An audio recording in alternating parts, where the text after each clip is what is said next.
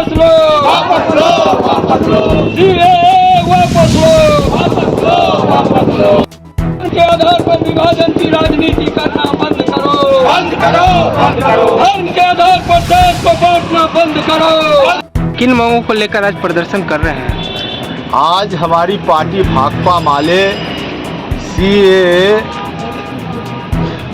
भेदभावपूर्ण जो मोदी सरकार के द्वारा कानून लाया गया है, इसके विरोध में पूरे देश में आज विरोध जता रहा है। और हमारी मांग है ये भेदभावपूर्ण जो सीए और एनआरसी मोदी सरकार के द्वारा लाया गया है, इसे सरकार अविलंब रद्द करे।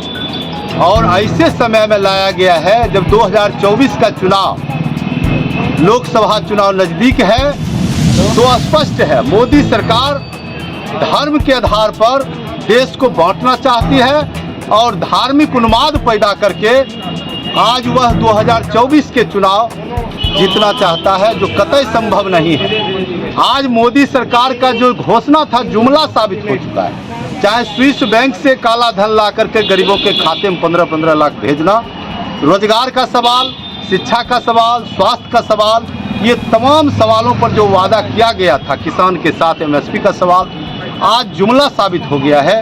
और ये यही वजह है जो पर्दा डालने के लिए आज भेदभावपूर्ण कानून सीए और एनआरसी ला करके पर्दा डालना चाहता है।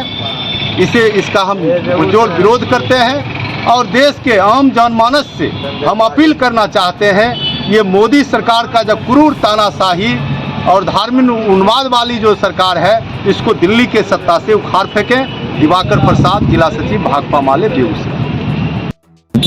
किस बात को लेकर प्रदर्शन कर रहे हैं, क्या मांग करते हैं? आज जो केंद्र सरकार के जरिए सीएए जो लाया गया, नागरिकता कानून जो लागू करने की बात की जा रही है, इसके विरोध में हमारी पार्टी भाकपा माले ने यह राष्ट्रव्यापी आह्वान पर विरोध प्रदर्शन किया है।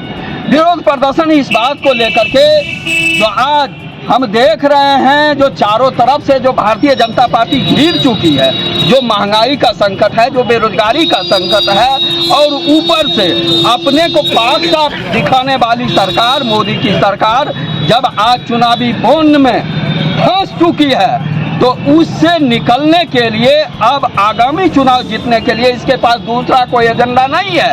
इसीलिए इसने लाया है सीएए को।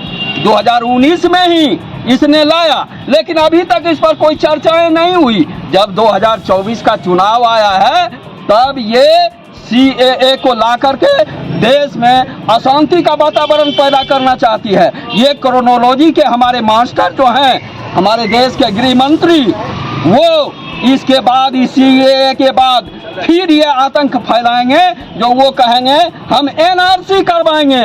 एनआरसी के जरिए देश में आतंक पैदा करके और देश के अरबों खरबों रुपये को बर्बाद करवा करके, और तब ये चुनाव जीतना चाहते हैं। एनआरसी इन्होंने करवाया असम में, वहाँ हमने देख लिया हालात क्या हुआ। जो हमारे जो देश के प्रमुख नागरिक थे, उन लोगों को नागरिकता से वंचित कर दिया गया।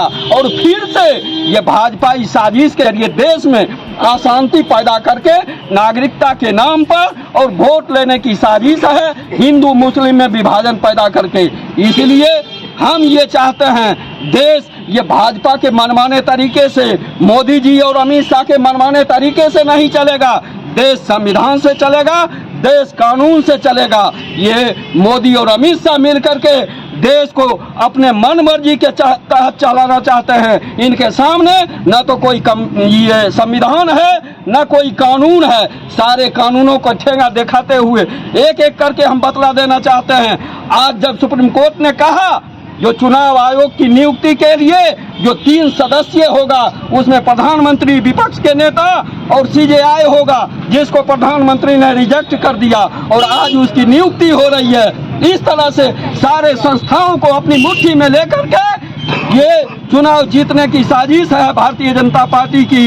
इसे लोकतंत्र पर कोई भरोसा नहीं है, हिंदुस्तान के जनमानस पर भरोसा नहीं है। इसीलिए आज हमारी लड़ाई है। हमारा देश लोकतंत्र से चलेगा, हमारा देश संविधान से चलेगा, हमारा देश कानून से चलेगा, न कि भाजपा के मनमानी से, अमित शाह और मोदी के मनमानी से चलेगा, इसी सवाल को लेकर के आज हमारा प्रदर्शन था।